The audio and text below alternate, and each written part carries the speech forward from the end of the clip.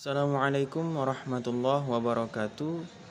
Perkenalkan, nama saya Arsandi dengan NIM 2020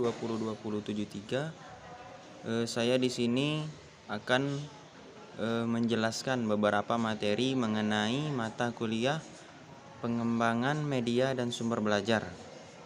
Yang pertama yaitu konsep dasar teknologi pendidikan.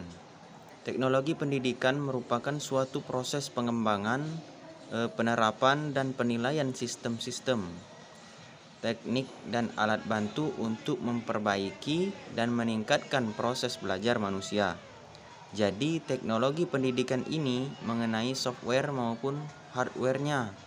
Software antara lain menganalisis dan mendesain urutan atau langkah-langkah belajar berdasarkan tujuan yang ingin dicapai dengan metode penyajian yang serasi serta penilaian keberhasilannya. Peran dan fungsi teknologi informasi dalam konteks yang lebih luas, yaitu dalam memanajemen dunia pendidikan berdasarkan studi tentang tujuan pemanfaatan IT di dunia pendidikan terkemuka di Amerika. Alafi dan Galuf 2003 menemukan beberapa tujuan pemanfaatan IT, yaitu yang pertama memperbaiki kompetitif positioning. Yang kedua yaitu meningkatkan kualitas pembelajaran dan pengajaran. Yang ketiga yaitu meningkatkan kepuasan siswa. Yang keempat meningkatkan pendapatan. Dan yang kelima yaitu mengurangi biaya operasi dan mengembangkan produk dan layanan baru. Dari beberapa alat pendidikan yang dapat dipandang sebagai alat teknologi pendidikan, antara lain sebagai berikut. Yang pertama yaitu papan tulis. Yang kedua gambar. Yang ketiga adalah model.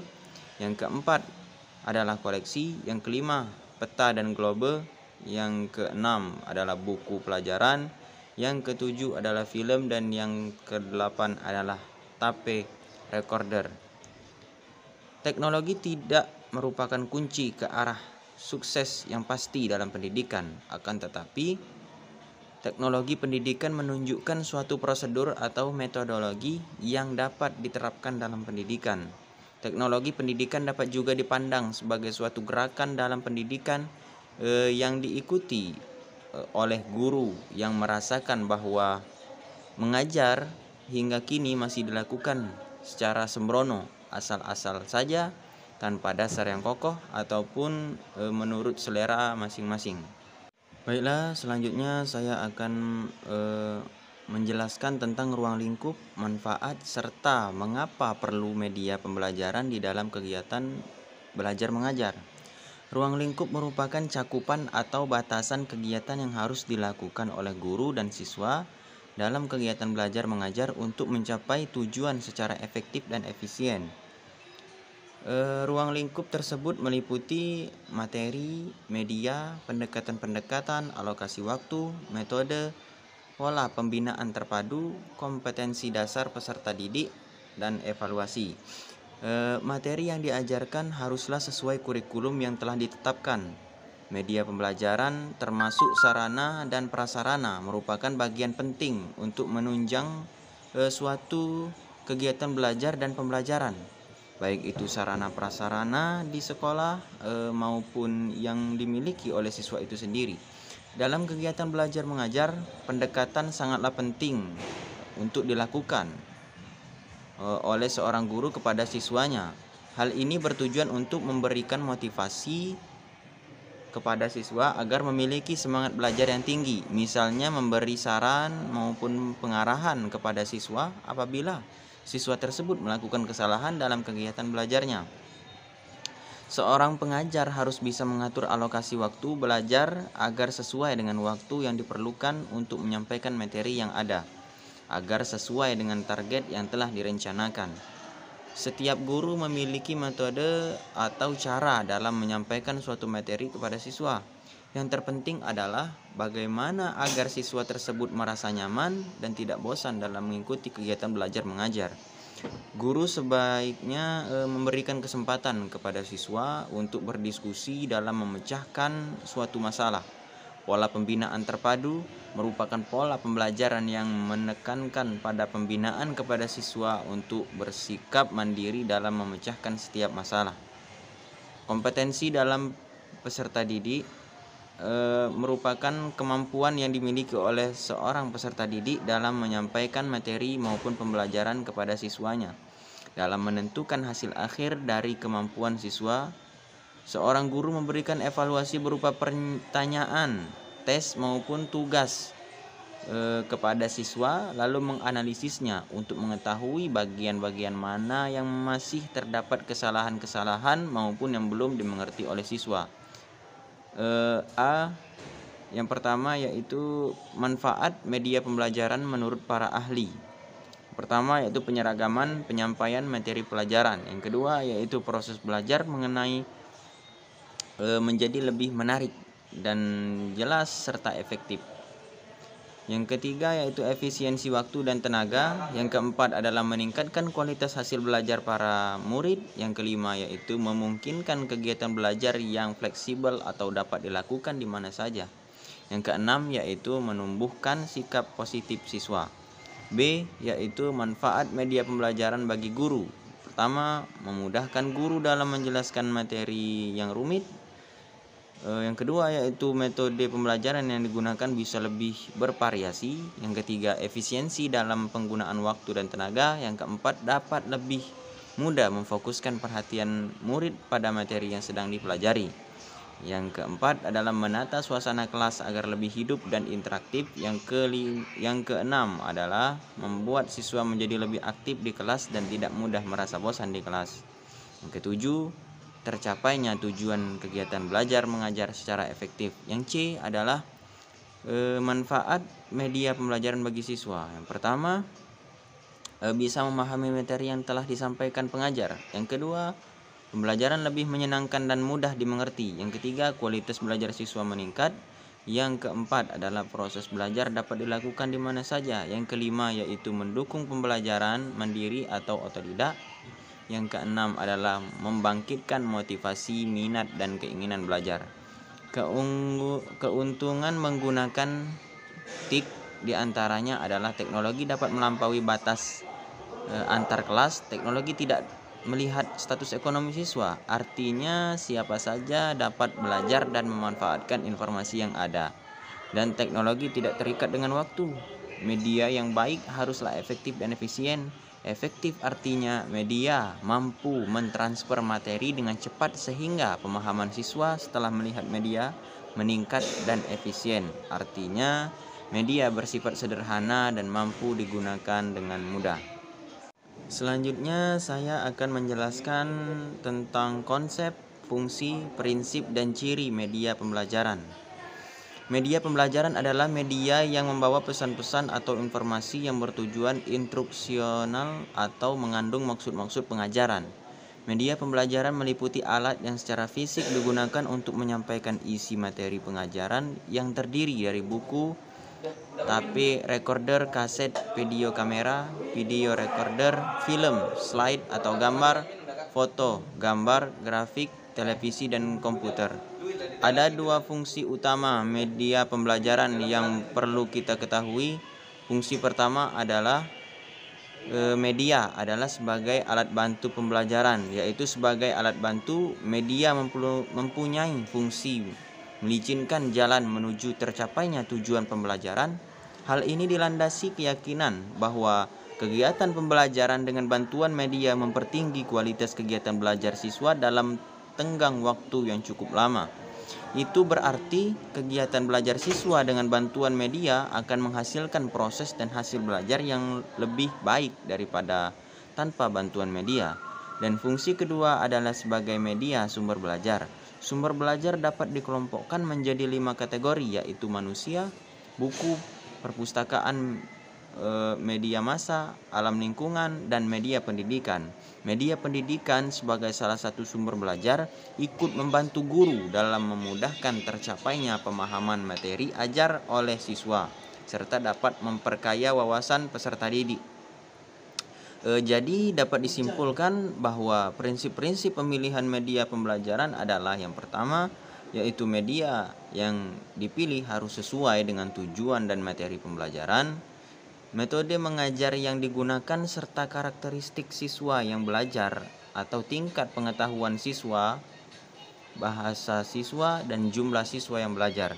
Yang kedua yaitu untuk dapat memilih media dengan tepat, guru harus mengenal ciri-ciri dari setiap media pembelajaran. Yang ketiga, pemilihan media pembelajaran harus berorientasi pada siswa yang belajar. Artinya pemilihan media untuk meningkatkan efektivitas belajar siswa. Yang keempat yaitu pemilihan media harus mempertimbangkan biaya pengadaan, ketersediaan bahan media, mutu media, dan lingkungan fisik tempat siswa belajar. Menempatkan atau memperlihatkan media pada waktu, tempat, dan situasi yang tepat. Mengenali beberapa ciri media pembelajaran. Berikut akan tersajikan beberapa ciri menurut Gerlach dan Eli 1971 yang mengemukakan 3 ciri-ciri media yang merupakan alasan mengapa media digunakan. Yaitu yang pertama, ciri fiksatif. Ciri ini menggambarkan kemampuan merekam, menyimpulkan, melestarikan, dan mengkonstruksi suatu peristiwa atau objek. Yang kedua yaitu ciri manipulatif. Kemampuan dari ciri manipulatif memerlukan perhatian sungguh-sungguh, karena apabila terjadi kesalahan dalam pengaturan kembali urutan kejadian atau potongan bagian-bagian yang salah, maka akan terjadi pula kesalahan penafsiran yang tentu saja akan membingungkan dan bahkan menyesatkan, sehingga dapat mengubah sikap mereka ke arah yang tidak diinginkan. Praktiknya seperti bagaimana proses larva menjadi kepompong, kemudian menjadi kupu-kupu, dapat dipercepat dengan teknik rekaman fotografer. Di samping itu juga dapat memperlambat menayangkan kembali hasil rekaman video. Selain itu juga dapat diputar mundur. Yang ketiga yaitu ciri distributif. Ciri distributif dari media memungkinkan suatu objek atau kejadian ditransformasikan melalui ruang dan secara bersamaan kejadian tersebut disajikan kepada peserta didik dengan stimulus pengalaman yang relatif sama mengenai kejadian ini. Selanjutnya saya akan menjelaskan tentang teknologi sebagai sebuah pendekatan dalam problem pendidikan. Yang pertama yaitu masalah fundamental, artinya dari kesatuan sistem itu adalah suatu cara yang disusun secara makro dari tingkat perencanaan hingga implementasinya ke arah tujuan pendidikan yang diharapkan. Dari sinilah tergambar bagaimana sesungguhnya pendidikan itu sendiri. Melahirkan anak didik yang cerdas dan bermoral adalah suatu kemestian. Cerdas, berkualitas, dan berakhlakul karimah, itulah sesungguhnya arah pendidikan anak bangsa. Yang kedua yaitu masalah anggaran pendidikan. Anggaran pendidikan mempunyai peran penting untuk bisa tercapainya cita-cita atau tujuan pendidikan. Anggaran pendidikan sangat berpengaruh dalam proses penyelenggaraan pendidikan yang berkualitas dan bermoral, dan termasuk juga profesionalisme guru. Guru selama ini dituntut untuk berkhidmat secara sempurna dalam melahirkan anak-anak berkualitas. Dengan rendahnya anggaran pendidikan membuat penghargaan pahlawan tanpa tanda jasa itu menjadi rendah. Yang ketiga yaitu masalah kompetensi guru. Persoalan guru memang tak hanya menyangkut dengan kesejahteraannya, tetapi juga mengenai kompetensi seorang guru yang akan membawa dampak terhadap hasil proses pendidikan.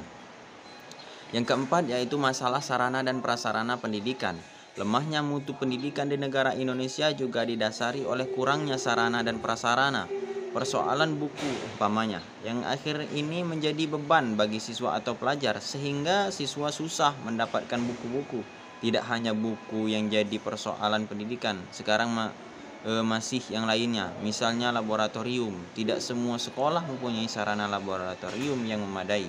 Yang kelima yaitu pengelolaan dan efisiensi. Masalah pengelolaan dan efisiensi pendidikan berdasarkan 5 hal, yaitu A. Kinerja dan kesejahteraan guru belum optimal. B. Proses pembelajaran yang konvensional. C. Yaitu jumlah dan kualitas buku yang belum memadai. D. Yaitu keterbatasan anggaran, ketersediaan anggaran yang memadai dalam dan yang terakhir dalam mutu SDM pengelolaan pendidikan. Pendekatan dalam pembelajaran secara garis besar dapat dibagi menjadi dua jenis, yaitu teacher-centered atau berpusat pada guru, dan student center berpusat pada siswa.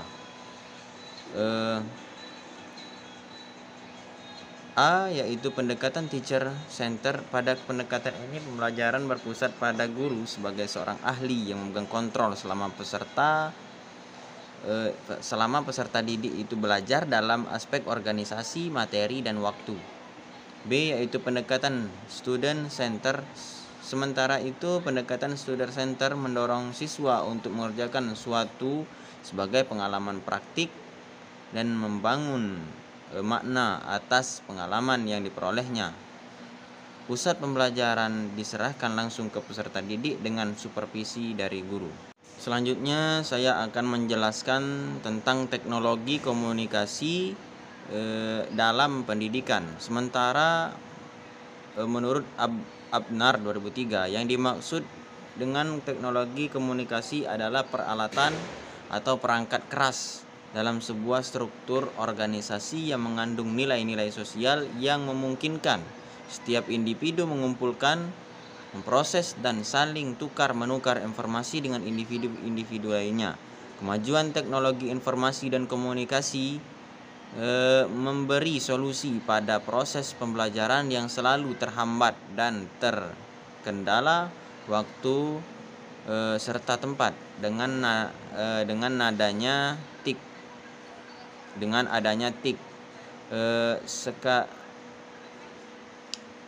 Sekat ruang dan waktu bisa ditiadakan, jadi belajar bisa di mana saja dan kapan saja. Kendala siswa karena keterbatasan buku sudah menemukan solusi dengan penggunaan buku elektronik atau e-book. Media pembelajaran lain semuanya sudah memanfaatkan beragam teknologi. Hal tersebut menggambarkan betapa pengaruh TIK di dunia pendidikan sangat terasa. Manfaat teknologi dan komunikasi dalam dunia pendidikan yaitu yang pertama menambah informasi, yang kedua yaitu meningkatkan kemampuan belajar, yang ketiga memudahkan akses belajar, yang keempat yaitu materi lebih menarik, yang kelima yaitu meningkatkan minat belajar. Baiklah, selanjutnya saya akan menjelaskan tentang media pendidikan dalam proses pembelajaran. Media merupakan sesuatu yang bersifat menyalurkan pesan dan dapat merangsang pikiran, perasaan, dan kemauan siswa sehingga dapat mendorong terjadinya proses belajar pada dirinya. Penggunaan media secara kreatif akan memungkinkan siswa untuk belajar lebih baik dan dapat meningkatkan performa mereka sesuai dengan tujuan yang ingin dicapai. Sementara itu, Briggs berpendapat bahwa media adalah segala alat fisik yang dapat menyajikan pesan serta merangsang siswa untuk belajar. Buku, film, kaset adalah contoh-contohnya. Pada mulanya media hanya dianggap sebagai alat bantu mengajar.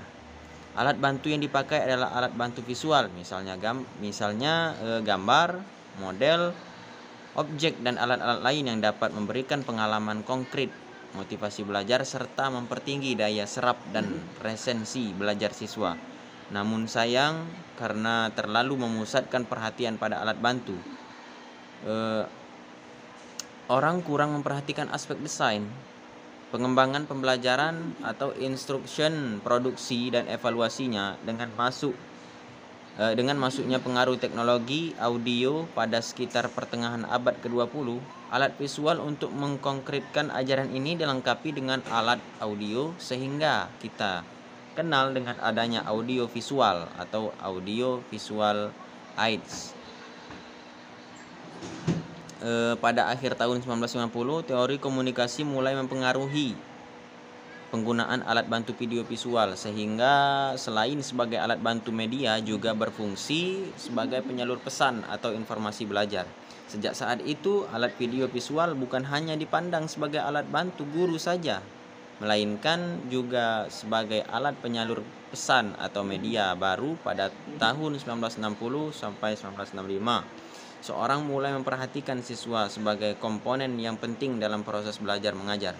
Pada saat itu, teori tingkah laku ajaran B.F. Skinner mulai mempengaruhi penggunaan media dalam kegiatan pembelajaran. Baiklah, yang terakhir saya akan menjelaskan tentang kriteria penggunaan media pendidikan. Secara ringkas, cara memilih media pembelajaran dapat dilihat berikut ini.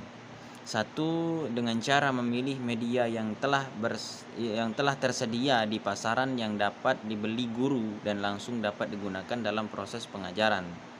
Yang kedua yaitu memilih berdasarkan kebutuhan nyata yang telah direncanakan, khususnya yang berkenaan dengan tujuan yang telah dirumuskan secara khusus dan bahan pelajaran yang hendak disampaikan.